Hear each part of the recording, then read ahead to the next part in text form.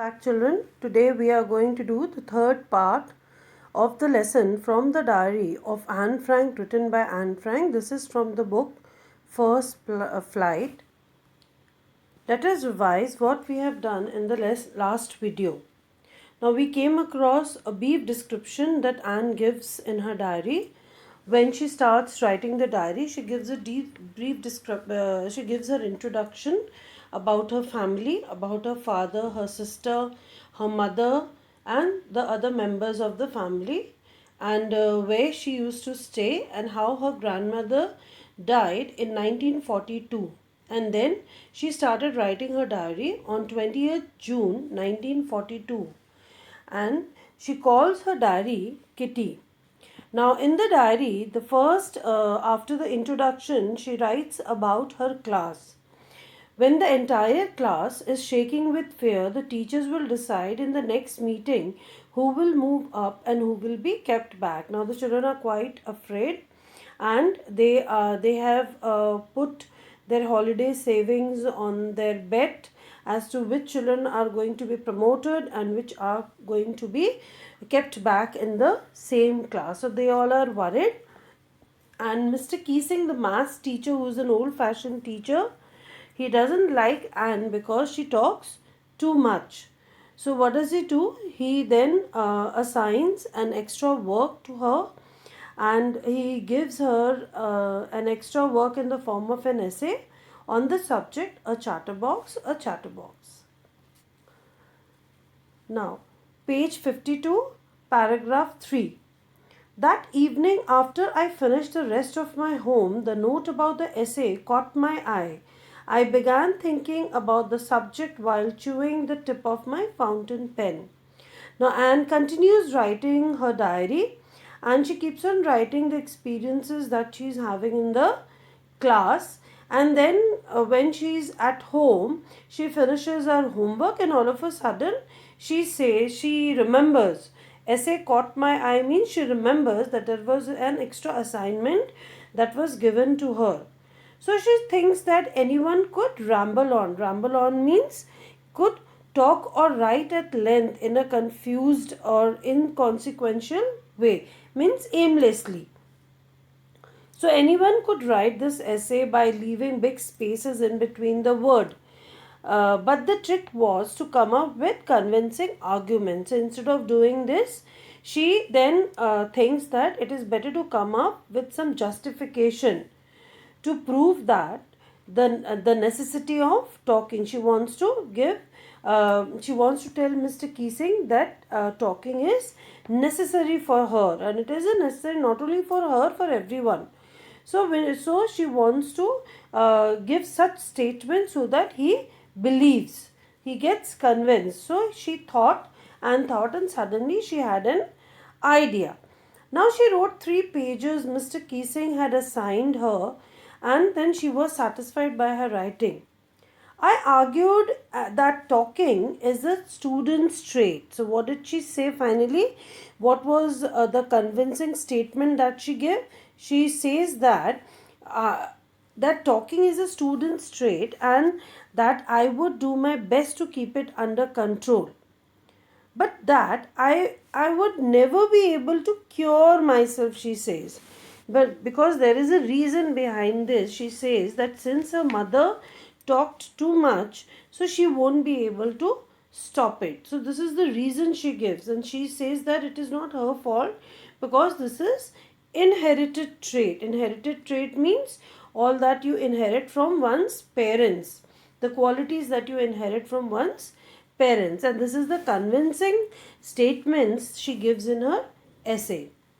Now, Mr. Keesing had a good laugh at her argument, but when she proceeded, she did not stop talking after the assignment, the assignment it was given to her. Now, Mr. Keesing again got annoyed with her, and then he gives a same essay with a different title, and that is an incorrigible chatterbox. Incorrigible means not able to be changed. Why? Because again she started talking in the similar way. So I handed it in, and Mr. Keesing had nothing to complain about for 2 lessons. Then again, she wrote the essay. She gave it back to Mr. Keesing, and Mr. Keesing was quite satisfied. So for 2 lessons, that means for 2 periods, now to the whole lesson till the time it was not over, Mr. Keesing did not tell Anne anything. He did not say a word. However, during the third lesson, he had finally had enough. Why?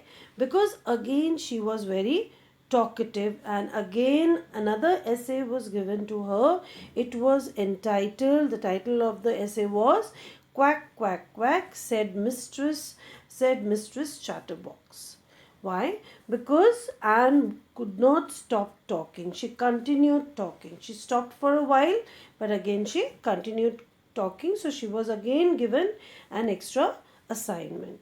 So the class roared and they all started laughing. She also started laughing. Though I had nearly exhausted my ingenuity on the topic of chatterboxes. Ingenuity means the quality of being original, the quality of the originality that had to be given. She was already she met a saturation point, because this was the third time she had to write on the same topic. So her friend, my friend Sunny, who's good at poetry, offered help to her, helped me write the essay from the beginning to the end in verse. In verse mean in the form of a poem, a rhyming poem. Her friend offered her that she is going to write a poem for her. So she jumped with joy. Mr. Keesing was trying to play a joke on me with this ridiculous subject, but I had made sure the joke was on him. Now she was trying to make a joke of whom? Of Mr. Kissing. But Anne was justifying that talking was not a bad habit. Now, so again and again, she wanted Mr. Kissing to understand that talking was not a bad habit. And this time her friend was helping her.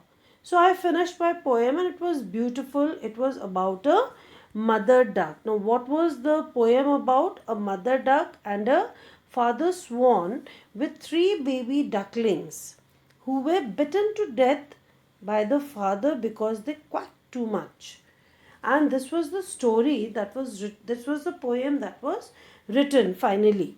And then she showed it to Mr. Keesing. Now luckily Mr. Keesing took the joke the right way. He understood it. He took it in the right way. So what did he do?